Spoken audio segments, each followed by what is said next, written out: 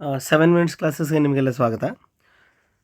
So friends, ನಾನು ಒಂದು 2-3 ದಿನದಿಂದ ವಿಡಿಯೋ ಮಾಡಿಲ್ಲ, ಕ್ಲಾಸಸ್ಸು ಆಗಿಲ್ಲ. ಇದ್ರ ಬಗ್ಗೆ ಕ್ಲಾರಿಟಿ ಕೇಳಿದ್ರಿ, ಅದನ್ನು ಕೂಡ ಮಾಡಲಿಕ್ಕಾಗಿರಲಿಲ್ಲ. ಸ್ವಲ್ಪ ನನ್ನ ಲ್ಯಾಪ್ಟಾಪ್ ಇಶ್ಯೂ ಇರೋ ಕಾರಣ ಆ ವಿಡಿಯೋ ಮಾಡಲಿಕ್ಕಾಗಲಿಲ್ಲ. ಹೊಸದೇ ಇದೆ, ಇನ್ನೂ ವಾರಂಟಿಯಲ್ಲಿದ್ದರೂ ಕೂಡ ಚೂರು ಚಾರ್ಜಿಂಗ್ ರಿಲೇಟೆಡ್ ಇಶ್ಯೂಸ್ ಇದೆ. ಅದನ್ನು ಆದಷ್ಟು ಬೇಗ ಸರಿ ಮಾಡಿಕೊಂಡು ವಿಡಿಯೋ ಮಾಡೋಣ ಅಂತ ಅಂದ್ಕೊಂಡೆ, ಬಟ್ ಫೈನಲಿ ಆಗಲಿಲ್ಲ. ಅದು NF ಟ್ಯಾಬ್ ಯೂಸ್ ಮಾಡಿ ಮಾಡ್ತಾಯಿದ್ದೀನಿ. ಸೊ ಎಸ್ಪೆಷಲಿ ನಾವು ಕಂಪ್ಯೂಟರ್ ಟೀಚರ್ ಅಥವಾ ಕಂಪ್ಯೂಟರ್ ರಿಲೇಟೆಡ್ ಕಾಂಪಿಟೇಟಿವ್ ಎಕ್ಸಾಮ್ಸ್ ಬಗ್ಗೆ ಈ ಚಾನಲಲ್ಲಿ ಮಾತಾಡ್ತೀವಿ. ಸೊ ನಿಮಗೆಲ್ಲ ಆಲ್ರೆಡಿ ಗೊತ್ತಾಗಿದೆ, ವಿಶೇಷ ರಾಜ್ಯ ಪತ್ರಿಕೆ ರಿಲೀಸ್ ಆಗಿದೆ. ಅದನ್ನು ನೀವೆಲ್ಲ ಓದ್ಕೊಂಡು ಮತ್ತೆ ನನಗೆ ಮೆಸೇಜ್ ಮಾಡಿದ್ರಿ, ಸರ್ ಇದ್ರ ಬಗ್ಗೆ ಒಂಚೂರು ವಿಡಿಯೋ ಮಾಡಿ ಕ್ಲಾರಿಟಿ ಕೊಡಿ ಅಂತ. ಸೊ ಇಲ್ಲಿ ನೀವು ನೋಡೋದಾದರೆ ಜಿ ಪಿ ಟಿಯಲ್ಲೇ ಕಂಪ್ಯೂಟರ್ ಟೀಚರ್ ಕೂಡ ಕಾನ್ಫರ್ಮ್ ಆಗಿದೆ. ಈ ಮೇಜರ್ ಕ್ವೆಶನ್ಸನ್ನು ಈಗಲೇ ಹೇಳಿಬಿಡ್ತೀನಿ ನಾನು, ಸುಮ್ಮನೆ ವಿಡಿಯೋ ಡ್ರ್ಯಾಗ್ ಮಾಡಿ ಡ್ಯೂರೇಷನ್ನ ಜಾಸ್ತಿ ಮಾಡೋದು ಬೇಡ ಅಂತ ಹೇಳಿ. ಸೊ 2500 ವೇಕೆನ್ಸೀಸ್ ಇತ್ತು. ಈಗ ಈ ಜಿ ಪಿ ಟಿಯಲ್ಲಿ ಓನ್ಲಿ 500 ಮಾತ್ರ ವೇಕೆನ್ಸಿ ಅಂತ ತೋರಿಸ್ತಾ ಇದ್ದಾರೆ.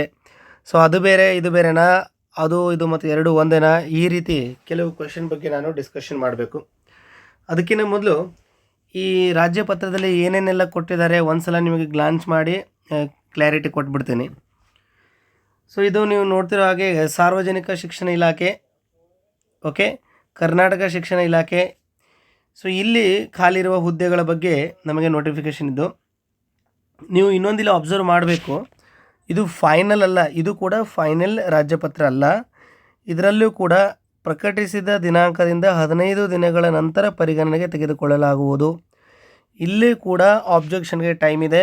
ಆಬ್ಜೆಕ್ಷನ್ ಎಲ್ಲ ಆದಮೇಲೆ 15 ಡೇಸ್ ಆದಮೇಲೆ ಅದನ್ನು ಕೊನೆಯದಾಗಿ ಪರಿಶೀಲನೆ ಮಾಡಿ ಏನು ಮಾಡ್ತಾರೆ ಅಂದರೆ ಅದನ್ನು ಮತ್ತೆ ಫೈನಲಾಗಿ ರಾಜ್ಯಪತ್ರವನ್ನು ರಿಲೀಸ್ ಮಾಡ್ತಾನೆ. ಸೊ ಈ ವಿಷಯ ಅಂತೂ ಕ್ಲಿಯರ್ ಆಯಿತು ಅಂದ್ಕೊಳ್ತೀನಿ. ಲಾಸ್ಟ್ ಟೈಮ್ ನಮ್ಮ ಚಾನಲಲ್ಲಿ ಕೆಲವರು 2500 ಕಂಪ್ಯೂಟರ್ ವೇಕೆನ್ಸಿ ಬಗ್ಗೆ ಮಾತಾಡಿದಾಗ ಎಲಿಜಿಬಿಲಿಟಿ ತುಂಬ ತೊಂದರೆ ಆಗಿತ್ತು. ಸೊ ಅದರ ಸಂಬಂಧಪಟ್ಟಂಗೆ ನಾವು ಕೆಲವು ಲೆಟ್ರನ್ನ ಪೋಸ್ಟ್ ಮಾಡಲಿಕ್ಕೆ ಸಜೆಸ್ಟ್ ಮಾಡಿದ್ದೆ. ಮೋಸ್ಟ್ಲಿ ಆ ಲೆಟ್ರ್ ಎಲ್ಲ ಕನ್ಸಿಡರ್ ಆಗಿದೆ, ನಿಮ್ಮ ಆಬ್ಜೆಕ್ಷನ್ಸ್ ಎಲ್ಲ ಕನ್ಸಿಡರ್ ಮಾಡಿದ್ದಾರೆ ಅಂತಲೇ ಅಂದ್ಕೊಳ್ತೀನಿ ನಾನು. Your objections are considered. But ಇಲ್ಲಿ ತೊಂದರೆ ಏನು ಅಂದರೆ, ಅವರು ಅನೌನ್ಸ್ ಮಾಡಬೇಕಾದ್ರೆ 2500 ಪೋಸ್ಟ್ ಇದೆ ಅಂತ ಅನೌನ್ಸ್ ಮಾಡಿದರು. ಬಟ್ ಈಗ 500 ಮಾತ್ರ ಈ ಜಿ ಪಿ ಟಿಯಲ್ಲಿ ರಿಲೀಸ್ ಮಾಡಿದ್ದಾರೆ. ಸೊ ಇವೆರಡೂ ಬೇರೆ ಬೇರೆ ಅಂತ ನನಗೆ ಅನಿಸೋದಿಲ್ಲ. ತುಂಬ ಜನ ಹೇಳ್ತಿದ್ದಾರೆ 2500 ಅದು ಬೇರೆ ಇದು ಬೇರೆ, ಅದು ಕರ್ನಾಟಕ ಪಬ್ಲಿಕ್ ಸ್ಕೂಲ್ಸಲ್ಲಿ ಇತ್ತು, ಇದು ಸರ್ಕಾರಿ ಕನ್ನಡ ಹಿರಿಯ ಪ್ರಾಥಮಿಕ ಶಾಲೆಯಲ್ಲಿ ಇರ್ಬೋದು, ಈ ರೀತಿ ಗೆಸ್ ಮಾಡ್ತಾ ಇದ್ದಾರೆ. ಬಟ್ ನನ್ನ ಅನಲೈಸಿಸ್ ದೃಷ್ಟಿಯಿಂದ ನೀವು ನೋಡೋದಾದರೆ 2500 is different, these 500 post are different ಅಲ್ಲ. According to me both are actually same, ಇವೆರಡೂ ಒಂದೇ ಅಂತಲೇ ಭಾವಿಸ್ತೀನಿ ನಾನು. ಸೊ ಒಂದು ವೇಳೆ ಅವರು ಬೇಕು ಅಂತಲೇ ರೆಡ್ಯೂಸ್ ಮಾಡಿ 500 ಪೋಸ್ಟ್ಗೆ ಮಾತ್ರ ಎಲಿಜಿಬಿಲಿಟಿನ ಕೋರಿ ಕಾಲ್ ಫಾರ್ ಮಾಡಿದರೆ, ಇನ್ನೂ 2000 ಪೋಸ್ಟ್ ಉಳಿತು, ಇದನ್ನು ಕೂಡ ಕಾಲ್ ಫಾರ್ ಮಾಡಬೇಕಾಗತ್ತೆ. ಸೊ ಅವ್ರು ಹೇಳಿರೋದೇ ಅದೇ ರೀತಿ 2500 ಕಾಲ್ ಫಾರ್ಮ್ ಆಗುತ್ತೆ ಅಂತ ಹೇಳಿದರು, ಆಗಿರೋದು ಮಾತ್ರ 500. ಸೊ ಇನ್ನೊಂದು ಸಲ ಕಾಲ್ ಫಾರ್ಮ್ ಮಾಡಿದಾಗ 2000 ಕಾಲ್ ಫಾರ್ಮ್ ಮಾಡಬಹುದು ಅಂತ ನಾನು ಇಟ್ಕೊಳ್ತೀನಿ. ಒಂದು ವೇಳೆ ಅವೆರಡು ಬೇರೆ ಬೇರೆ ಆಗಿದರೆ ಇನ್ನೂ ಒಳ್ಳೆಯದು.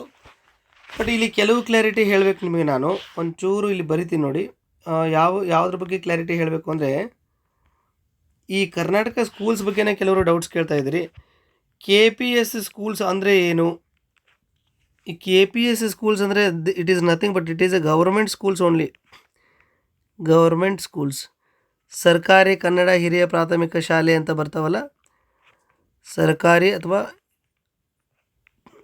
ಸರ್ಕಾರಿ ಕನ್ನಡ ಹಿರಿಯ ಪ್ರಾಥಮಿಕ ಶಾಲೆ, ಇವೇನು ಶಾಲೆಗಳಿದೆ ಈ ಶಾಲೆಗಳ ಥರನೇ ಗೌರ್ಮೆಂಟ್ ಸ್ಕೂಲ್ಸ್ ಇದೆ. ಬಟ್ ಅದರಲ್ಲಿ ಕೆಲವನ್ನ KPS ಅಂತ ಗೌರ್ಮೆಂಟ್ದವರು ಅನೌನ್ಸ್ ಮಾಡಿದ್ದಾರೆ. KPS ಕರ್ನಾಟಕ ಪಬ್ಲಿಕ್ ಸ್ಕೂಲ್ಸ್, ಅವು ಗೌರ್ಮೆಂಟ್ ಸ್ಕೂಲ್ಗಳೇ, ಸ್ವಲ್ಪ ಹೈಯರ್ ಫೆಸಿಲಿಟಿ ಕೊಡೋ ದೃಷ್ಟಿಯಿಂದ ಇವುಗಳನ್ನು KPS ಸ್ಕೂಲ್ಸ್ ಅಂತ ಮಾಡಿದ್ದಾರೆ. ಸೊ ಯೂಶ್ವಲಿ ಈ KPS ಸ್ಕೂಲ್ಸಲ್ಲಿ ಇಂಗ್ಲೀಷ್ ಮೀಡಿಯಮನ್ನು ಇಂಟ್ರೊಡ್ಯೂಸ್ ಮಾಡಿದ್ದಾರೆ, ಇಂಗ್ಲೀಷ್ ಮೀಡಿಯಮ್ ಸ್ಕೂಲ್ಸ್ ಕೂಡ ಇರುತ್ತೆ. ಬಟ್ ಏನೇ ರಿಕ್ರೂಟ್ಮೆಂಟು ಮಾತ್ರ KPS ಸ್ಕೂಲ್ಸ್ಗೆ ಬೇರೆ ರಿಕ್ರೂಟ್ಮೆಂಟು, ಸರ್ಕಾರಿ ಕನ್ನಡ ಹಿರಿಯ ಪ್ರಾಥಮಿಕ ಶಾಲೆಗಳಂತ ಏನಿರ್ತಾವೆ ಅದು ಬೇರೆ ರಿಕ್ರೂಟ್ಮೆಂಟು, ಆ ರೀತಿ ನಡೆಯೋದಿಲ್ಲ. ರಿಕ್ರೂಟ್ಮೆಂಟ್ ಯಾವಾಗಲೂ ಒಂದೇ ರಿಕ್ರೂಟ್ಮೆಂಟು, ಅಲಾಟ್ಮೆಂಟ್ ಬೇರೆ ಬೇರೆ ರೀತಿಯಲ್ಲಿ ಆಗುತ್ತೆ. ನಿಮಗೆ KPS ಸ್ಕೂಲ್ ಅಲಾಟ್ ಆಗ್ಬೋದು, ಅಥವಾ ನಾರ್ಮಲ್ ಸ್ಕೂಲ್ಸು ಅಲಾಟ್ ಆಗ್ಬೋದು.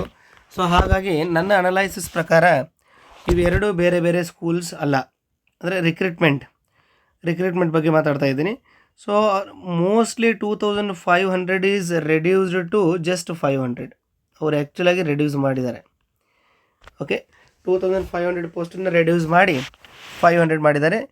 ಸೊ ನಿಮಗೆ 1ರಿಂದ 8ನೇ ತರಗತಿವರೆಗೆ ಕಂಪ್ಯೂಟರ್ ಟೀಚರನ್ನಾಗಿ ರಿಕ್ರೂಟ್ ಮಾಡ್ತಾರೆ. ಸ್ವಲ್ಪ ಸ್ಯಾಲ್ರಿ ಸ್ಕೇಲಲ್ಲೂ ಚೇಂಜಸ್ ಇದೆ. ಸೊ ನಾವು ಸ್ಯಾಲ್ರಿ ಬಗ್ಗೆ ತುಂಬ ವರಿ ಮಾಡೋದಿಲ್ಲ ಯೂಶಲಿ, ಯಾಕೆಂದರೆ ಗೌರ್ಮೆಂಟ್ ಜಾಬ್ ಬಗ್ಗೆ ಯೋಚನೆ ಮಾಡ್ತಿರ್ಬೇಕಾದ್ರೆ ಸ್ಯಾಲ್ರಿ ಕಂಪ್ಯೂಟರ್ ಟೀಚರ್ಗೆ ಯಾಕೆ ಕಡಿಮೆ, ಅವ್ರಿಗೆ ಯಾಕೆ ಹೆಚ್ಚು, ಅದೆಲ್ಲ ಯೋಚನೆ ಮಾಡಲಿಕ್ಕೆ ಇದು ಸರಿಯಾದ ಸಮಯ ಅಲ್ಲ ಅಂತ ನಾನು ಭಾವಿಸ್ತೀನಿ. ಸೊ 1 to 8 ಮಕ್ಕಳಿಗೆ ನೀವು ಟೀಚ್ ಮಾಡೋದಿದ್ರೆ ಯೂಶಲಿ ನೀವು ಎದರಲ್ಲಿ ಬರ್ತೀರಿ ಅಂದರೆ GPT ಅಂಡರಲ್ಲೇ ಬರ್ತೀರಿ. ಸೊ ಈ GPT ರಿಕ್ರೂಟ್ಮೆಂಟ್ ಏನೇನು ಫಾರ್ಮ್ಯಾಲಿಟೀಸ್ ಇದೆ, ಸೇಮ್ ಫಾರ್ಮ್ಯಾಲಿಟಿ ಕಂಪ್ಯೂಟರ್ ಟೀಚರ್ಗೂ ಕೂಡ ಅಪ್ಲೈ ಆಗುತ್ತೆ. ಸೊ ನೆಕ್ಸ್ಟ್ ಇಲ್ಲಿ ನಿಮಗೆ ಮೆನ್ಷನ್ ಮಾಡಿದ್ದನ್ನು ತೋರಿಸ್ಬಿಡ್ತೀನಿ ನೋಡಿ, ಒಂದು ಸೆಕೆಂಡು. ಹಾಂ, ಇಲ್ಲಿದೆ ಏನಿದೆ ಅಂದರೆ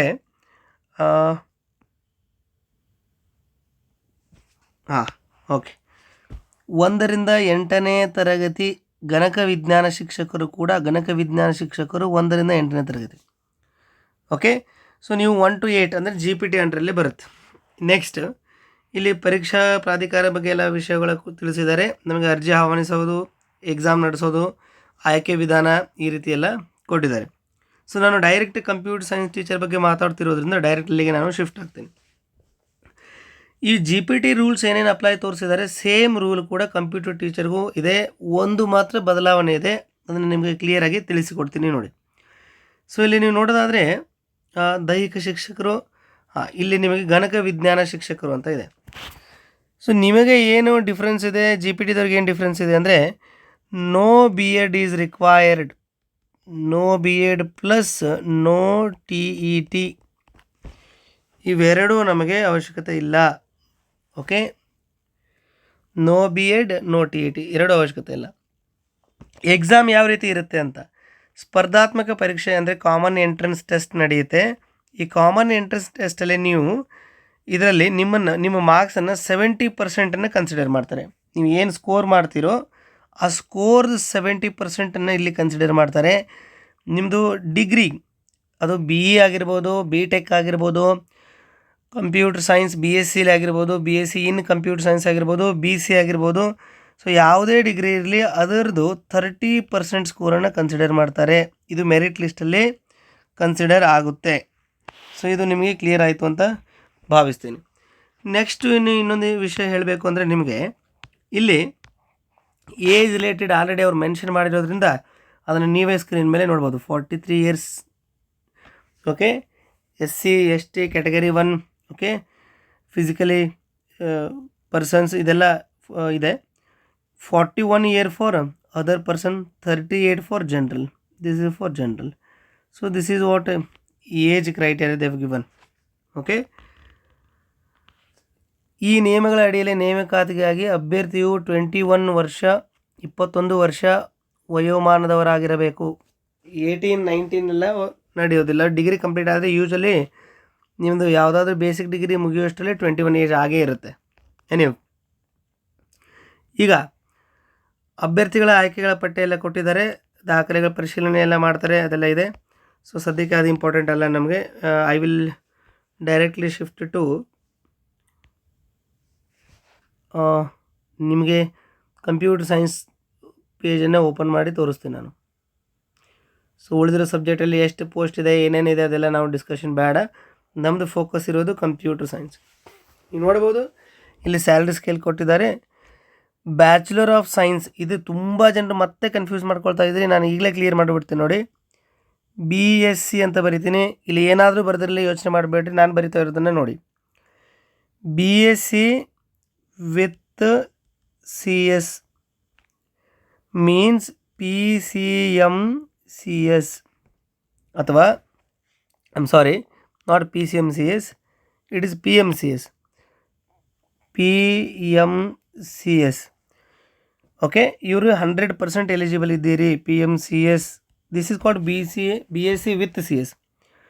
ದೆನ್ BSc ಇನ್ CS, ಇವರು ಕೂಡ 100% ಎಲಿಜಿಬಲ್ ಇದ್ದೀರಿ.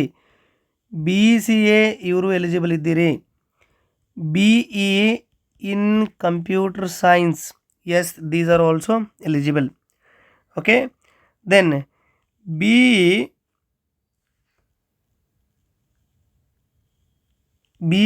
ಇನ್ IS, bachelor of engineering in information science eligible ಇದ್ದೀರಿ. ಓಕೆ, ಇಲ್ಲಿ ಇನ್ನೊಂದಿದೆ ನೋಡಿ, bachelor of information technology BIT ಇವರು ಎಲಿಜಿಬಲ್ ಇದ್ದೀರಿ. ಇನ್ನೊಂದು ವಿಷಯ ಏನು ಅಂದರೆ, ಕೆಲವು ಕಾಲೇಜಲ್ಲಿ ಕೆಲವು ಯೂನಿವರ್ಸಿಟಿಯಲ್ಲಿ BScಲಿ ಕಂಪ್ಯೂಟರ್ ಅಪ್ಲಿಕೇಶನ್ ಅಂತ ಕೊಟ್ಟಿದ್ದರು, ಕಂಪ್ಯೂಟರ್ ಅಪ್ಲಿಕೇಶನ್. ಸೊ ನೀವು ಇಲ್ಲೇ ಕನ್ಫ್ಯೂಸ್ ಆಗುತ್ತೆ. ಯಾವ ರೀತಿ ಕನ್ಫ್ಯೂಸ್ ಆಗುತ್ತೆ ಅಂದರೆ, ಕೆಲವು ಯೂನಿವರ್ಸಿಟಿಯಲ್ಲಿ BScಲಿ ನೀವು PCM ಓದಿದ್ರು ಕೂಡ ಅಲ್ಲಿ ಒಂದು ಕಂಪ್ಯೂಟರ್ ಅಪ್ಲಿಕೇಶನ್ ಅಂತ ಸಬ್ಜೆಕ್ಟ್ ಇರುತ್ತೆ, ಕಾಮನ್, ಒಂದು 2 ಸೆಮಿಸ್ಟರ್ ಮಾತ್ರ ಇರುತ್ತೆ. ಈ ಸಬ್ಜೆಕ್ಟ್ ಅಲ್ಲ, this is not eligible. PCM combination ಇದ್ದು ಅಲ್ಲಿ ಕಂಪ್ಯೂಟರ್ ಅಪ್ಲಿಕೇಶನನ್ನು 1-2 ಸೆಮಿಸ್ಟರ್ಗೆ ಓದಿದರೆ ಅದು ಎಲಿಜಿಬಲ್ ಇಲ್ಲ. ಕೆಲವು ಯೂನಿವರ್ಸಿಟಿಯಲ್ಲಿ BSc ವಿತ್ ಕಂಪ್ಯೂಟರ್ ಅಪ್ಲಿಕೇಶನ್ ಅಂತ ಇದೆ, ಆಲ್ಮೋಸ್ಟ್ BSc ವಿತ್ CS ಥರನೇ ಇರುತ್ತೆ. ಇದು 100% ಎಲಿಜಿಬಲ್ ಇದೆ. ಇವರು ಎಲಿಜಿಬಲ್ ಇದ್ದಾರೆ. ಇವರೆಲ್ಲ SQL, ಡೇಟಾಬೇಸ್ ಪ್ರೋಗ್ರಾಮಿಂಗ್, C++ ಎಲ್ಲ ಓದಿರ್ತಾರೆ. ಇವರು ಎಲಿಜಿಬಲ್ ಇದ್ದಾರೆ.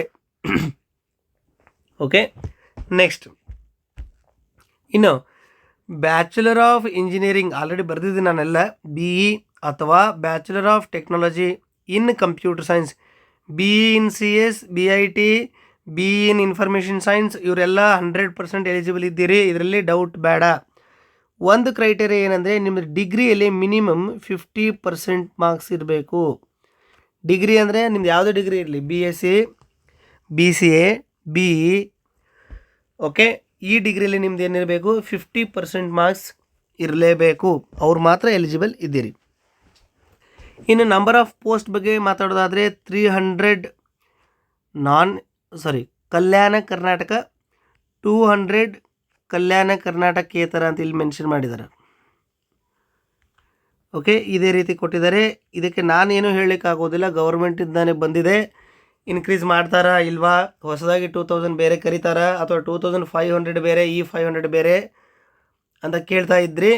ಸೊ 2500 ಬೇರೆ ಅಲ್ಲ, you have to consider something like 2500 minus 500, ಅಂದರೆ ಈಗ ಕರೆದಿರೋದು 500 ಮಾತ್ರ.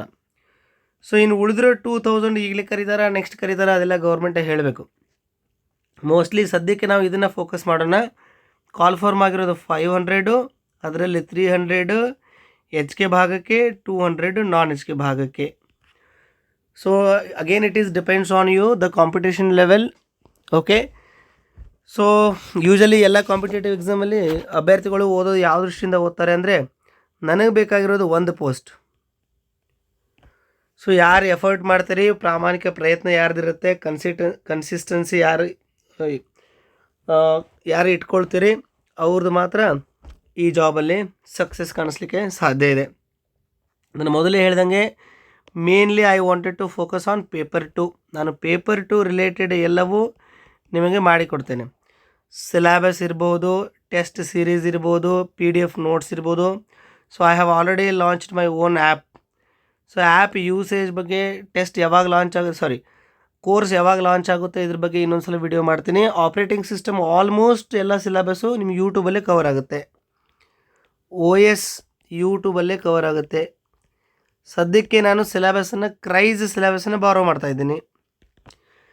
ಸೊ ಕ್ರೈಸ್ ಕೋರ್ಸನ್ನು ಫಸ್ಟ್ ಲಾಂಚ್ ಮಾಡ್ತೀನಿ, ನಂತರ KPSC ಸ್ಕೂಲ್ಸ್ ಕೋರ್ಸನ್ನು ಲಾಂಚ್ ಮಾಡ್ತೀನಿ. ಓಕೆ, ಮತ್ತು ಈಗ ವಾಪಸ್ ಟಾಪಿಕ್ ನೋಡೋಣ. ಕನ್ನಡ ಭಾಷೆಯನ್ನು SSLCಯಲ್ಲಿ ಪ್ರಥಮ ಅಥವಾ ದ್ವಿತೀಯ ಭಾಷೆಯನ್ನಾಗಿ ಅಭ್ಯಾಸ ಮಾಡಿರಬೇಕು. ಸೊ ನಾವು ಇದಕ್ಕೆ ರಿಲೇಟೆಡ್ ಆಬ್ಜೆಕ್ಷನ್ ರೈಸ್ ಮಾಡಿದ್ವಿ. ಸೊ ನೀವು ಇಲ್ಲಿ ಕೆಲವರು ವಾಟ್ಸಪ್ ಗ್ರೂಪಲ್ಲೆಲ್ಲ ಹಾಕಿದ್ರಿ, ವಾಟ್ಸಪ್ ಚಾನಲಲ್ಲೂ ಕೂಡ ನಾನು ಪೋಸ್ಟ್ ಮಾಡಿದೆ. ಸೊ ಆಬ್ಜೆಕ್ಷನ್ನ ಕನ್ಸಿಡರ್ ಮಾಡಿ ಈ ಹೊಸ ರಾಜ್ಯಪತ್ರದಲ್ಲಿ ಅದನ್ನು ಬಿಟ್ಟಿದ್ದಾರೆ ನೋಡಿ. PUCಲಿ ನಾವು ಕನ್ನಡ ಓದಿಲ್ಲ ಸರ್, SSLC ಮಾತ್ರ ಕನ್ನಡ ಓದಿದ್ದೀವಿ, ಈಗ ಹೇಗೆ ಮಾಡೋದು ಅಂತ ಆಬ್ಜೆಕ್ಷನ್ ರೈಸ್ ಮಾಡಿದ್ರಿ. ಕೆಲವರು ಡಿಪ್ಲೊಮಾ ಓದಿದ್ದೀವಿ ಸರ್, ಡಿಪ್ಲೊಮಾದಲ್ಲಿ ಕನ್ನಡ ಇರಲಿಲ್ಲ, ಸೊ ನಾವು ಹಾಗಾಗಿ SSLCವರೆಗೂ ಮಾತ್ರ ಕನ್ನಡ ಓದಿದ್ದೀವಿ ಅಂತ ಕೆಲವರು ಹೇಳಿದ್ರಿ. ಸೊ ಇಲ್ಲಿ ಅದನ್ನೆಲ್ಲ ತೆಗೆದೇ ಬಿಟ್ಟಿದ್ದಾರೆ ಅವರು. ರೂಲ್ ಇರೋದು ಮಾತ್ರ SSLC. ನೀವು SSLCಯಲ್ಲಿ ಕನ್ನಡ ಭಾಷೆಯನ್ನು ಓದಿದ್ರಿ, ಅದು ಪ್ರಥಮ ಭಾಷೆ ಓದಿದ್ರು ಓಕೆ, ದ್ವಿತೀಯ ಭಾಷೆಯನ್ನಾಗಿ ಓದಿದ್ರು ಕೂಡ ಓಕೆ. ಸೊ ಅವರೆಲ್ಲರೂ ಎಲಿಜಿಬಲ್ ಇದ್ದೀರಿ. ಶಾಲಾ ಶಿಕ್ಷಣ ಇಲಾಖೆಯ ಗಣಕ ಶಿಕ್ಷಕರಾಗಿ ನೇಮಕಾತಿ ಹೊಂದಿದಲ್ಲಿ ರಾಷ್ಟ್ರೀಯ ಶಿಕ್ಷಣ ಪರಿಷತ್ NCTE ಇಂದ ಮಾನ್ಯತೆ ಪಡೆದ ಸಂಸ್ಥೆಯಿಂದ ನೇಮಕಾತಿಗೊಂಡ 5 ವರ್ಷಗಳ ಒಳಗಾಗಿ ಶಿಕ್ಷಣ ಪದವಿಯಲ್ಲಿ BEd ಮಾಡಿಕೊಳ್ಳತಕ್ಕದ್ದು. 5 ವರ್ಷಗಳ ಒಳಗಾಗಿ ಶಿಕ್ಷಕರ ಅರ್ಹತಾ ಪರೀಕ್ಷೆಯನ್ನು ಪೂರ್ಣಗೊಳಿಸತಕ್ಕದ್ದು. ನೀವು ಈ ರೂಲನ್ನು ನೋಡಿದರೆ ಆ 2500 ನೋಟಿಫಿಕೇಷನ್ ಅಲ್ಲಿ ಏನಿತ್ತು ಅದೇ ಸೇಮ್ ರೂಲನ್ನು ಇಲ್ಲಿ ಕೊಟ್ಟಿದ್ದಾರೆ. ಸೊ ಇಟ್ ಮೀನ್ಸ್ ಅದು ಬೇರೆ ಇದು ಬೇರೆ ಅಂತೂ ಅಲ್ಲ, ಎರಡು ಕೂಡ ಒಂದೇ. ನೀವು ಕಾಲ್ಫರ್ಮ್ ಆಗಿರೋದು ಮಾತ್ರ 500 ಪೋಸ್ಟ್ಗಳು. Hope this is clear. ಇನ್ನು ಕೆಲವರು ಡೌಟ್ ಇದೆ. ಏನು ಡೌಟ್ ಇದೆ ಅಂದರೆ, ಸರ್ ನಾವು ಅಪಾಯಿಂಟ್ ಆದಮೇಲೆ BEd ಹೇಗೆ ಮಾಡೋದು, ಮಾಡಲಿಕ್ಕಾಗಲ್ವಲ್ಲ? So you can complete your BEd from open universities. It is 100% valid, ನಡೆಯುತ್ತೆ ಓಪನ್ ಯೂನಿವರ್ಸಿಟಿ. ಓಕೆ, ಕರ್ನಾಟಕದಲ್ಲೂ KSOU ಅಂತ ಇದೆಯಲ್ಲ, ಅಲ್ಲಿಂದ ಮಾಡ್ಕೋಬೋದು, ಇಗ್ನೋದಿಂದ ಮಾಡ್ಕೋಬೋದು. ಓಪನ್ ಯೂನಿವರ್ಸಿಟಿಯಿಂದ ನೀವು BEd ಮಾಡಿಕೊಂಡ್ರೂ ನಡೆಯುತ್ತೆ. ಬಟ್ ನೀವು ಫೋಕಸ್ ಮಾಡ್ತಿರೋದು ಯಾವುದಕ್ಕೆ? ಮೊದಲು ಕಂಪ್ಯೂಟರ್ ಟೀಚರ್ ಆದಮೇಲೆ BEd ಮಾಡ್ಕೊಳ್ಳೋ ಬಗ್ಗೆ ಯೋಚನೆ ಮಾಡಿರಿ.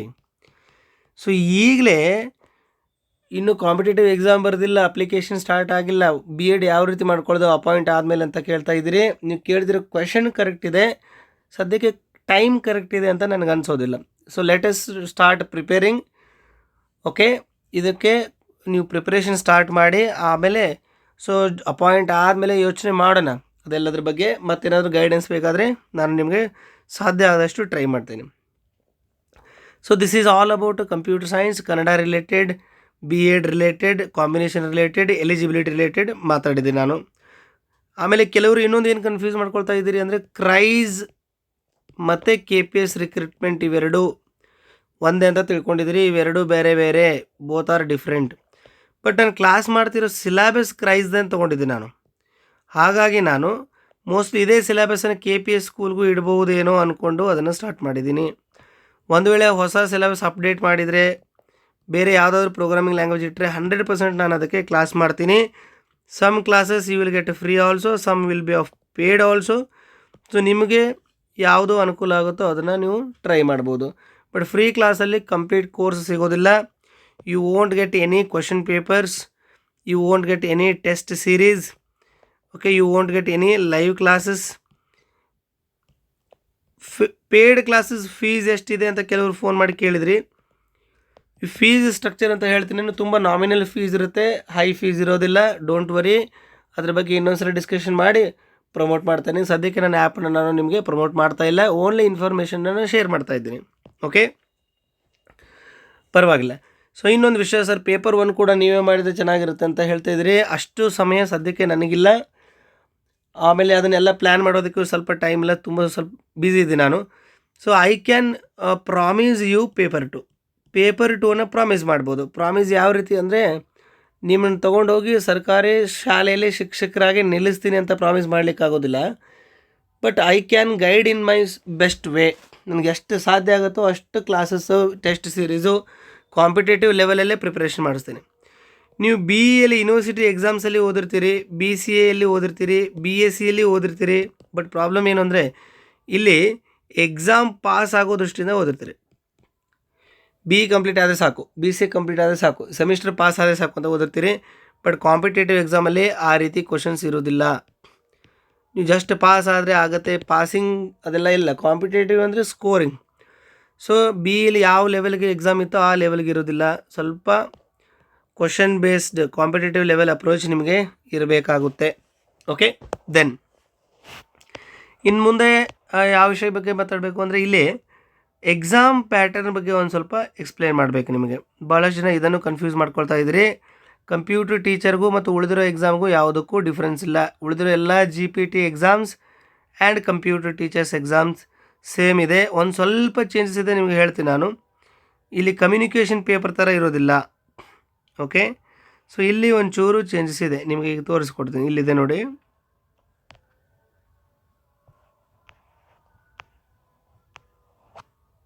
ಇಲ್ಲಿದೆ ನೋಡಿ. There are totally 3 papers. ಟೋಟಲಾಗಿ 3 ಪೇಪರ್ ಇರುತ್ತೆ. ಸಾಮಾನ್ಯ ಪತ್ರಿಕೆ, ವಿಷಯ ನಿರ್ದಿಷ್ಟ ಪತ್ರಿಕೆ. ಈ ವಿಷಯ ನಿರ್ದಿಷ್ಟ ಪತ್ರಿಕೆ ಅನ್ನೋದಂದರೆ ಕಂಪ್ಯೂಟರ್ ಸೈನ್ಸ್ ಪೇಪರ್. ಇದು ಕಂಪ್ಯೂಟರ್ ಸೈನ್ಸ್ ಪೇಪರ್. ಇದು ಜನರಲ್ ಪೇಪರ್. ಎಲ್ಲರಿಗೂ ಸೇಮ್ ಇರುತ್ತದು ಯೂಶ್ವಲಿ. ಪತ್ರಿಕೆ 3 ಭಾಷಾ ಪ್ರಾವೀಣ್ಯತೆ, ಇದರ ರಿಲೇಟೆಡ್ ಕೆಲವರು ಆಬ್ಜೆಕ್ಷನ್ ಮಾಡ್ತಾ ಇದ್ದಾರೆ. ನೋಡೋಣ, ಇನ್ನು 15 ಡೇಸ್ ಟೈಮ್ ಇದೆ. ಆಬ್ಜೆಕ್ಷನ್ ಏನು ಮಾಡ್ತಾ ಇದ್ದಾರೆ ಅಂದರೆ, ಮೊದಲು ಪತ್ರಿಕೆ 3 ಮಾತಾಡಿ ಪತ್ರಿಕೆ 1 ಆಮೇಲೆ ಮಾತಾಡ್ತೀನಿ. ಕನ್ನಡ ಭಾಷಾ ಪ್ರಾವೀಣ್ಯತೆ 50 ಅಂಕಗಳು ಅಂತ ಹೇಳಿದ್ದಾರೆ. ಇಂಗ್ಲೀಷ್ ಭಾಷಾ ಪ್ರಾವೀಣ್ಯತೆ 50 ಅಂಕಗಳು ಅಂತ ಹೇಳಿದ್ದಾರೆ. ಇದು ವಿವರಣಾತ್ಮಕ ಮಾದರಿ ಅಂತ ಹೇಳ್ತಾ ಇದ್ದಾರೆ. ವಿವರಣಾತ್ಮಕ ಮಾದರಿ ಟೋಟಲ್ 100 ಮಾರ್ಕ್ಸ್. ಬಟ್ ಕೆಲವರು ಹಳ್ಳಿಗಳಲ್ಲಿ ಕಲ್ತಿರೋರಿಗೆ ಇಂಗ್ಲೀಷ್ ಸ್ವಲ್ಪ ಇನ್ಫೀರಿಯಾರಿಟಿ ಇರುತ್ತೆ. ಇಂಗ್ಲೀಷ್ ಹಂಗಂತೇಳಿ ಅವರು ದಡ್ಡರಿದ್ದಾರೆ ಆ ರೀತಿ ನಾನು ಹೇಳ್ತಾ ಇಲ್ಲ. ಸೊ ಕೆಲವು ಕಡೆ ಪ್ರಾಬ್ಲಮ್ ಇರೋದನ್ನು ನಾನು ಖುದ್ದಾಗಿ ನೋಡಿದ್ದೀನಿ ಕೂಡ. ಸೊ ಅವ್ರು ಏನು ಹೇಳ್ತಾ ಇದ್ದಾರೆ, ಈಗ ಸೈನ್ಸ್ ಬ್ಯಾಕ್ಗ್ರೌಂಡ್ ಇದ್ದವ್ರಿಗೆ, PUC ಸೈನ್ಸ್ ತೊಗೊಂಡಿದ್ದವ್ರಿಗೆ, BSc ಓದೋರಿಗೆ, BE ಓದೋರಿಗೆ ಇಂಗ್ಲೀಷ್ ಚೆನ್ನಾಗೇ ಬರುತ್ತೆ, ಅವ್ರು ಈಸಿಲಿ ಕ್ರ್ಯಾಕ್ ಮಾಡ್ತಾರೆ. ಈ ಆರ್ಟ್ಸ್ ಸ್ಟೂಡೆಂಟ್ಸ್ ಇದ್ದಾರಲ್ಲ, ಈ ಆರ್ಟ್ಸ್ ಸ್ಟೂಡೆಂಟ್ಸ್ಗೆ ಇಂಗ್ಲೀಷ್ ತುಂಬ ಕಷ್ಟ ಆಗುತ್ತೆ. ಸೊ ನೀವು ಕೇಳ್ಬೋದು, ಸರ್ ಕಂಪ್ಯೂಟರ್ ಸೈನ್ಸ್ ಟೀಚರ್ ಆಗಲಿಕ್ಕೆ ಆರ್ಟ್ಸ್ ಸ್ಟೂಡೆಂಟ್ಸ್ ಹೇಗೆ ಬರ್ತಾರೆ? ನಾನು ಇದನ್ನೇ ಮಾತಾಡ್ತಾ ಇಲ್ಲ. ಎಲ್ಲ GPT ಎಕ್ಸಾಮಲ್ಲೂ ಪೇಪರ್ 3 ಇದೇ ಮಾಡೆಲ್ ಆಗಿದೆ. ಹಾಗಾಗಿ ಸೊ ಅಲ್ಲಿ ಚೇಂಜ್ ಆದರೆ ಇಲ್ಲೂ ಕೂಡ ಚೇಂಜ್ ಆಗುತ್ತೆ. ಅಲ್ಲಿ ಓನ್ಲಿ ಕನ್ನಡನೇ 100 ಮಾರ್ಕ್ಸಿಗೆ ಇಡೋಣ ಅಂತ ಡಿಸೈಡ್ ಮಾಡಿದರೆ ಇಲ್ಲೂ ಕೂಡ ಕನ್ನಡನೇ 100 ಮಾರ್ಕ್ಸಿಗೆ ಡಿಸೈಡ್ ಆಗುತ್ತೆ. As of now let us assume Kannada will be for 50 mark, English will be for 50 mark, total 100 mark. This will be return type. Next paper 2. ಈ ಪೇಪರ್ 2 ಮಾತಾಡ್ತೀನಿ ನಾನು. Paper 2 is important. ಇಲ್ಲಿ ಭಾಳಷ್ಟು ಜನಕ್ಕೆ ಗೊಂದಲ ಇದೆ, ಕನ್ಫ್ಯೂಷನ್ ಇದೆ, ಭಯ ಕೂಡ ಇದೆ. ನೋಡಿ, 50 mark will be MCQ, 50 will be MCQ, 100 marks will be descriptive. 50 MCQ plus 100 descriptive. Sir descriptive ಯಾವ ರೀತಿ ಇರುತ್ತೆ, ಅದನ್ನು ಹೇಗೆ ಮಾಡೋದು, ಈ ಕನ್ಫ್ಯೂಷನ್ ಕೂಡ ಇದೆ. ಸೊ ನನ್ನ ಅನಲೈಸಿಸ್ ಪ್ರಕಾರ ನಿಮ್ಗೆ ಏನು ಹೇಳಬಲ್ಲೆ ಅಂದರೆ, ಸೆಂಟ್ರಲ್ ಗೌರ್ಮೆಂಟಲ್ಲಿ ಕೆಲವು ಸ್ಕೂಲ್ಸ್ಗಳಿದೆ. ಇಲ್ಲಿ ಸೈಡಲ್ಲಿ ಬರೀತೀನಿ ನೋಡಿ, EMRS ಅಂತ ಸ್ಕೂಲ್ಸ್ ಇದೆ, ಏಕಲವ್ಯ ಮಾಡೆಲ್ ರೆಸಿಡೆನ್ಷಿಯಲ್ ಸ್ಕೂಲ್ಸ್, ಕೇಂದ್ರೀಯ ವಿದ್ಯಾಲಯ ಸಂಘಟನೆ, ನವೋದಯ ವಿದ್ಯಾಲಯ ಸಂಘಟನೆ, ಈ ರೀತಿ ಸ್ಕೂಲ್ಸ್ ಇದೆ. ಇಲ್ಲೂ ಕೂಡ TGT plus PGT computer science recruitment ನಡೆಯುತ್ತೆ. ಉಳಿದಿರೋ ಎಕ್ಸಾಮ್ ಕೂಡ ನಡೆಯುತ್ತೆ, ಮ್ಯಾಥಮೆಟಿಕ್ಸ್, ಫಿಸಿಕ್ಸ್ ಎಲ್ಲ ನಡೆಯುತ್ತೆ. ನಾನು ಕಂಪ್ಯೂಟರ್ ಸೈನ್ಸ್ ಮಾತ್ರ ಹೇಳ್ತಾ ಇದ್ದೇನೆ. ಸೊ ಇಲ್ಲಿ TGT ಮತ್ತು PGTಯಲ್ಲಿ ಲಾಸ್ಟ್ ಟೈಮ್ ನೀವು ಕ್ವಶನ್ ಪೇಪರ್ ನೋಡಿದ್ರಿ, ಯಾರಾದರೂ ಅಪ್ಲೈ ಮಾಡಿದ್ರಿ, ಯಾರಾದರೂ ಎಕ್ಸಾಮ್ ಬರೆದಿದ್ರಿ ಅಂದರೆ, EMRSಲ್ಲಿ ಏನಿತ್ತು, EMRSಲ್ಲಿ 40 MCQ, 60 ಡಿಸ್ಕ್ರಿಪ್ಟಿವ್. ಓಕೆ, ಆದರೆ KVSಲ್ಲಿ ಯಾವ ರೀತಿ ಇತ್ತು, ಸೇಮ್ ಇದೇ ರೀತಿ ಇತ್ತು, ಬಟ್ ಸ್ವಲ್ಪ ಚೇಂಜಸ್. ಏನು ಚೇಂಜ್ ಇತ್ತು ಅಂದರೆ, KVS NVSಲ್ಲಿ ಹೇಳ್ತಾ ಇದ್ದೀನಿ, ನೀವು ಎರಡು ಸೇರಿ ಒಂದೇ ರಿಕ್ರೂಟ್ಮೆಂಟ್ ನಡೆದಿತ್ತು ಈ ಸಲ. 60 MCQ, 40 ಡಿಸ್ಕ್ರಿಪ್ಟಿವ್. ಓಕೆ, ನಾನು ಏನು ಹೇಳಕ್ಕೆ ಹೋಗ್ತಾ ಇದ್ದೀನಿ ಅಂದರೆ, ಇಲ್ಲಿ ಡಿಸ್ಕ್ರಿಪ್ಟಿವ್ ಯಾವ ರೀತಿ ಇತ್ತು ಅಂದರೆ, ಒಂದು question, say for example question number 1 descriptive ಪೇಪರಲ್ಲಿ ಕ್ವಶನ್ ನಂಬರ್ 1 ಇದೆ ಅಂತ ಇಟ್ಕೊಳ್ಳಿ. ಅಲ್ಲಿ ಒಂದು ಪ್ರೋಗ್ರಾಮ್ ಕೊಟ್ಟಿರ್ತಿದ್ರು, 4-5 ಲೈನ್ ಪ್ರೋಗ್ರಾಮು. ಸೊ ಈ ಪ್ರೋಗ್ರಾಮಿಗೆ ರಿಲೇಟೆಡ್ 4 ಕ್ವಶನ್ ಇರ್ತಿತ್ತು, ABCD. ಈ ಪ್ರೋಗ್ರಾಮಲ್ಲಿ 13th ಲೈನ್ ಔಟ್ಪುಟ್ ಏನು ಬರುತ್ತೆ ಅಂತ ಕೇಳಿರ್ತಿದ್ರು, ಅದನ್ನು ನೀವು ಇಲ್ಲಿ ಬರೀಬೇಕು. 14th ಅಥವಾ 17th ಲೈನ್ ಏನು ಬರುತ್ತೆ ಅಂತ ಕೇಳ್ತಿದ್ರು, ಅದನ್ನು ನೀವು ಇಲ್ಲಿ ಬರೀಬೇಕು. ಅರ್ಥ ಆಯಿತು? ಸೊ ಈ ರೀತಿ ಕೆಲವು ಲೈನಲ್ಲಿ ಫಿಲ್ ಇನ್ ದ ಬ್ಲ್ಯಾಂಕ್ಸ್ ಇರ್ತಿತ್ತು. ಅದು ಆ ಬ್ಲ್ಯಾಂಕಲ್ಲಿ ಯಾವ ವರ್ಡನ್ನು ತುಂಬಬೇಕು, ಔಟ್ಪುಟ್ ಸರಿಯಾಗಿ ಔಟ್ಪುಟ್ ಬರಬೇಕಂದ್ರೆ ಅದು ಕೀವರ್ಡ್ ಇರ್ಬೋದು, ಅಥವಾ ಈ ಫೈಲ್ ರಿಲೇಟೆಡ್ ಕ್ವಶನ್ಸ್ ಬಂದಿತ್ತಲ್ಲಿ, ಓಪನ್ ಮೋಡ್ ಅಂತ ಇತ್ತು, ಬೈನರಿ ಫೈಲ್ಸ್ ರಿಲೇಟೆಡ್ ಕ್ವಶನ್ಸ್ ಬಂದಿತ್ತು, ಡಂಪ್ ಮೆಥಡ್ ಅಂತ ಬರುತ್ತೆ, ಲೋಡ್ ಮೆಥಡ್ ಅಂತ ಬರುತ್ತೆ. ಸೊ ಇವೆಲ್ಲ ಪೈಥಾನ್ ಪ್ರೋಗ್ರಾಮಿಂಗ್ ಇತ್ತಲ್ಲಿ. ಬಟ್ ಪಾಯಿಂಟ್ ಏನು ಹೇಳ್ತಾ ಇದ್ದೀನಿ ನಾನು, ಸೊ ಈ ರೀತಿ ಡಿಸ್ಕ್ರಿಪ್ಟಿವ್. ನೀವು 1 ಲೈನ್ ಆನ್ಸರ್ ಇರ್ತಿತ್ತದು, ಒಂದು ವರ್ಡ್ ಇರ್ಬೋದು, 1 ಲೈನ್ ಇರ್ಬೋದು. You have to write a line. Complete program ಬರೆಯೋದಕ್ಕೆ, ಡೆಫಿನೇಷನ್ಸ್ ಬರೆಯೋದಕ್ಕೆ, ಇಲ್ಲಿ ಅಡ್ವಾಂಟೇಜ್ ಡಿಸ್ಅಡ್ವಾಂಟೇಜ್ ಬರೆಯೋದಕ್ಕೆ ಕೇಳಿರಲಿಲ್ಲ. ಬಟ್ ಕರ್ನಾಟಕ ಪಬ್ಲಿಕ್ ಸ್ಕೂಲ್ ಅಥವಾ ಕಂಪ್ಯೂಟರ್ ಟೀಚರಲ್ಲಿ ಸ್ವಲ್ಪ ಡಿಸ್ಕ್ರಿಪ್ಟಲ್ಲಿ ಏನು ಕೇಳ್ಬೋದು ಅಂದರೆ, ಅಡ್ವಾಂಟೇಜಸ್ ಕೇಳ್ಬೋದು, ಆ ರೀತಿ ಕ್ವಶನ್ಸ್ ಬರ್ಬೋದು. ಓಕೆ, ಅಪ್ಲಿಕೇಶನ್ಸ್ ಬೇಸ್ಡ್ ಕ್ವಶನ್ಸ್ ಬರ್ಬೋದು. ಬೇಸಿಕಲಿ ತುಂಬ ಹಬ್ಬ ಅಂದರೆ ಡೆಫಿನೇಷನ್ಸ್ ಬರ್ಬೋದು. ಇದಕ್ಕಿಂತ ಜಾಸ್ತಿ ಏನೋ ಬರೆಯೋದಕ್ಕೆ ಚಾನ್ಸ್ ಇಲ್ಲ. ಒಂದು ಯಾವುದೋ ಟಾಸ್ಕ್ ಕೊಟ್ಟು ರೈಟ್ ಅ ಪ್ರೋಗ್ರಾಮ್ ಅಂತ ಕೊಡಲಿಕ್ಕೆ ಆಗೋದಿಲ್ಲ. ರೈಟ್ ಅ ಪ್ರೋಗ್ರಾಮ್ ಕೊಡಲಿಕ್ಕಂತೂ ಆಗೋದಿಲ್ಲ. ಯಾಕೆಂದರೆ every user can write their own different program. Okay, so every one will write their own different program. So all different programs cannot be traced. ಈ different ಪ್ರೋಗ್ರಾಮ್ಗಳನ್ನು trace ಮಾಡಲಿಕ್ಕೆ ಆಗೋದಿಲ್ಲ. ಹಾಗಂತೇಳಿ ಪ್ರತಿ ಪ್ರೋಗ್ರಾಮ್ನ ಟೈಪ್ ಮಾಡಿ execute ಮಾಡಿ ಆಮೇಲೆ ವ್ಯಾಲ್ಯೂಯೇಷನ್ ಕೂಡ ಮಾಡಲಿಕ್ಕೆ ಆಗೋದಿಲ್ಲ. So program based questions mostly descriptively ಬರೋದಿಲ್ಲ. ಮೋಸ್ಟ್ಲಿ ಇದೇ ರೀತಿ EMRS ರೀತಿಯೇ ಬರ್ಬೋದು ಅಂತ ಎಕ್ಸ್ಪೆಕ್ಟ್ ಮಾಡ್ಬೋದು. ಡಿಸ್ಕ್ರಿಪ್ಟಿವ್ ಈ ರೀತಿ ಬರ್ಬೋದು ಅಂತ ಎಕ್ಸ್ಪೆಕ್ಟ್ ಮಾಡ್ಬೋದು. ನಾನು ಕಂಪ್ಯೂಟರ್ ಸೈನ್ಸ್ ಮಾತಾಡ್ತಾ ಇದ್ದೀನಿ. ಉಳಿದಿರೋ ಸಬ್ಜೆಕ್ಟಲ್ಲಿ ಯಾವ ರೀತಿ ಬರುತ್ತೋ ನನಗೆ ಗೊತ್ತಿಲ್ಲ. Okay, I think it is clear. 50 MCQ, 100 descriptive. ಇದರಲ್ಲಿ ಏನಿರುತ್ತೆ? ವಿಷಯ ಗಣಕಯಂತ್ರ ವಿಜ್ಞಾನ ಮತ್ತು ವಸ್ತುನಿಷ್ಠ ಮಾದರಿಯ ಪ್ರಶ್ನೆಗಳು 50 OMR ಬೇಸ್ಡ್. ಆಲ್ರೆಡಿ ನಾನು ಎಕ್ಸ್ಪ್ಲೇನ್ ಮಾಡಿದ್ದೀನಿ. ವಿಷಯ ಜ್ಞಾನ ಗಣಕಯಂತ್ರ ವಿಜ್ಞಾನ ವಿವರಣಾತ್ಮಕ ಪರೀಕ್ಷೆ ಅಂಕಗಳು 100. ಇದನ್ನು ಹೇಳಿ ಮುಗಿಸಿದ್ದೀನಿ. ಇನ್ನು ಪೇಪರ್ 1ಗೆ ಬರ್ತೇನೆ.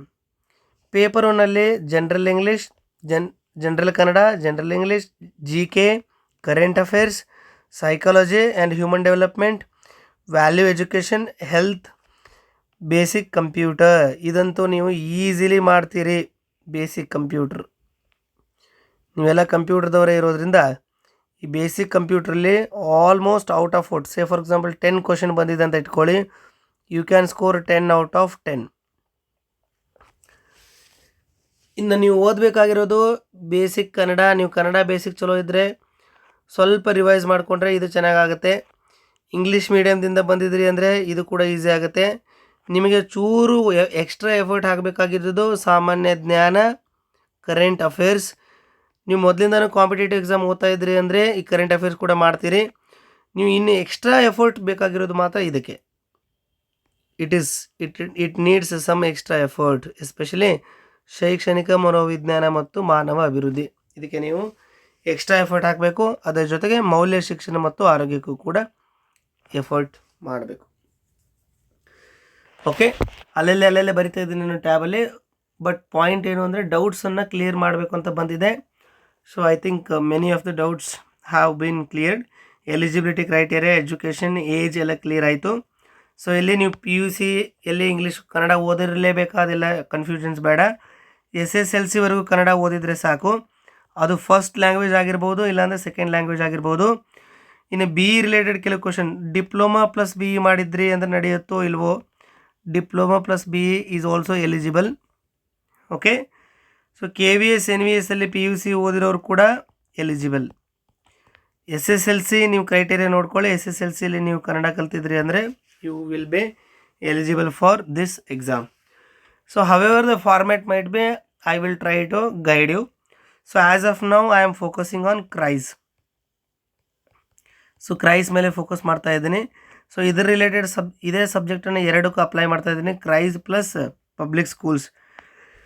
ಓಕೆ, ಫ್ರಮ್ 23 ಆನ್ವರ್ಡ್ಸ್ ನಮ್ಮದು ಓನ್ ಆ್ಯಪಲ್ಲಿ ಕಂಪ್ಲೀಟ್ ಕೋರ್ಸ್ ಲಾಂಚ್ ಮಾಡ್ತಾ ಇದ್ದೀವಿ. Complete course, paper 2, descriptive, MCQ ಎಲ್ಲ ಗೈಡೆನ್ಸ್ ಸಿಗುತ್ತೆ. Live classes, recorded classes, test series, everything is going to be planned. ಇನ್ನೊಂದು ವಿಷಯ, ಈ ಸಿಲೆಬಸ್ ಬಗ್ಗೆ ತುಂಬ ಜನ ಕ್ವಶನ್ ಕೇಳ್ತಾ ಇದ್ದೀವಿ. ಸಿಲೆಬಸ್ ಇಲ್ಲಿ ನೋಡಿ, ನೀವು ಇದನ್ನು ಯಾರೂ ಅಬ್ಸರ್ವ್ ಮಾಡಲಿಲ್ಲ. ಕೊನೆಯಲ್ಲಿ ಈ ಪೇಜ್ ಕೊನೆಯಲ್ಲಿ ಸೂಚನೆ ಅಂತ ಕೊಟ್ಟಿದ್ದಾರೆ. ಸೂಚನೆ, ಕರ್ನಾಟಕ ಪರೀಕ್ಷಾ ಪ್ರಾಧಿಕಾರವು ಪರೀಕ್ಷೆಗೆ ಕನಿಷ್ಠ 45 ದಿನಗಳ ಮೊದಲು ತನ್ನ ವೆಬ್ಸೈಟ್ನಲ್ಲಿ ಸಿಲೆಬಸನ್ನು ಪ್ರಕಟಿಸಬೇಕು. ಇದನ್ನು ಡಿಪಾರ್ಟ್ಮೆಂಟ್ದವರು KEಗೆ ಹೇಳಿದ್ದಾರೆ. ಇಲ್ಲಿ ಇನ್ನೊಂದು ಕನ್ಫ್ಯೂಷನ್ ಸ್ಟಾರ್ಟ್ ಆಗಿದೆ. ಸೊ 45 ಡೇಸ್ ಬಿಫೋರ್ ಸಿಲೆಬಸ್ ಬಿಡ್ತಾರಾ ಅಂತ ಕೇಳ್ತಾ ಇದ್ದೀರಿ ನೀವು. ಇಲ್ಲ, it doesn't mean that syllabus will updated with 45 days before the exam. ಇಲ್ಲ, ಮಿನಿಮಮ್ 45 ಡೇಸ್ ಬಿಫೋರ್ ನೀವು ಅನೌನ್ಸ್ ಮಾಡಬೇಕು. ಇದಕ್ಕಿಂತ ಬೇಗ ಅನೌನ್ಸ್ ಮಾಡಿದ್ರು ನಡೆಯುತ್ತೆ. 1 ಮಂತ್ ಬೇಗ ಮಾಡಿದ್ರು ನಡೆಯುತ್ತೆ, 2 ಮಂತ್ ಬೇಗ ಮಾಡಿದ್ರು ನಡೆಯುತ್ತೆ, 6 ಮಂತ್ ಮೊದಲು ಮಾಡಿದ್ರು ನಡೆಯುತ್ತೆ, 4 ಮಂತ್ ಮಾಡಿದ್ರು ನಡೆಯುತ್ತೆ. It depends. So I think hardly we will get minimum 4 months. This is my guess only. ಈಗಿಂದ ಹಿಡಿದು ನಿಮಗೆ ಟೋಟಲ್ 4 ಮಂತ್ಸ್ ಟೈಮ್ ಸಿಗುತ್ತೆ ಪ್ರಿಪ್ರೇಷನ್ಗೆ. Okay, so paper 2 I am already making you promise I can prepare paper 2. Paper 1 you start working on paper 1 and paper 2 ನೀವು ಇವಾಗಿಂದ work ಮಾಡಲಿಕ್ಕೆ start ಮಾಡಿ. Paper 2 just follow ಮಾಡಿಕೊಂಡು ಪ್ರಾಕ್ಟೀಸ್ ಮಾಡ್ಕೊಂಡು ಹೋದರೆ ಆಗುತ್ತೆ. ಪೇಪರ್ 1 ನೀವೇ ಓನಾಗಿ ಪ್ರಾಕ್ಟೀಸ್ ಮಾಡೋದು, ಓದೋದಕ್ಕೆ, ಬುಕ್ಸ್ ತರಿಸೋದಕ್ಕೆ ಏನು ಮಾಡ್ತಿರೋ ಮಾಡ್ಕೊಳ್ಳಿ. ಸ್ಟ್ರಾಟಜಿ ಮಾಡಿಕೊಂಡು ಪೇಪರ್ 1 ಪೇಪರ್ 2 ಸ್ಟಾರ್ಟ್ ಮಾಡಿ. Okay, this is what I can guarantee. ಆಮೇಲೆ syllabus mostly within a week or within a this month 15 days, mostly 15 ಡೇಸಲ್ಲಿ ನಿಮಗೆ ಕಂಪ್ಲೀಟ್ ಸಿಲೆಬಸ್ಸು ಸಿಗೋ ಚಾನ್ಸ್ ಇದೆ.